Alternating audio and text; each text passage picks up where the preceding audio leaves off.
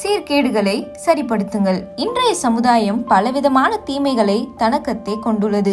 மதவெறியினால் ஆண்டுதோறும் நடைபெறும் ஆயிரக்கணக்கான கொலைகள், ஜாதி வெறியினால் ஏற்படும் கொடுமைகள், பணவெறியினால் ஏற்பட்டிருக்கும் லஞ்சம், அதிகார வெறியினால் உண்டாயிருக்கும் அடிமைதனங்கள், இவை யாவும் நமது சமுதாயம் சீர்கெட்டு போகின்றது என்பதை உறுதிப்படுத்துகின்றன. இந்த சீர்கேடுகளிலிருந்து சமத்துவமான சமுதாயம் எப்படி உருவாக முடியும்? இயேசு பெருமானின் அன்பு ஒன்றே இத்தனை சீர்கேடுகளையும் நீக்கி நமது சமுதாயத்திற்கு விடிவை தர முடியும். எளிமை, தூய்மை, துறவரம் ஆகிய நற்பண்புகளை ஏற்று நமது நாட்டில் அமைதியை தர வந்தார் பேட்டன். இவரது இயற்பெயர் எர்னஸ்டோ பாரஸ்தர் பேட்டன். ஸ்காட்லாந்து நாட்டை சார்ந்தவர். மிக பெரும் பணக்கார குடும்பத்தில் பிறந்தவர். இளமை பருவம் முதலே சீரிய கிறிஸ்தவ வாழ்வில் தன் பெற்றோரால் வளர்க்கப்பட்டார். கல்லூரி பருவம் மருத்துவ படிப்பில் நுழைந்தார். அங்கே தன் ஆன்மீக சகோதரரான பெரிய அண்ணன் என்று அழைக்கப்படும் சவரிராயன் ஜேசுதாஸை சந்தித்தார். இருவரும் கிறிஸ்துவுக்குள் தங்களை அர்ப்பணித்தார்கள்.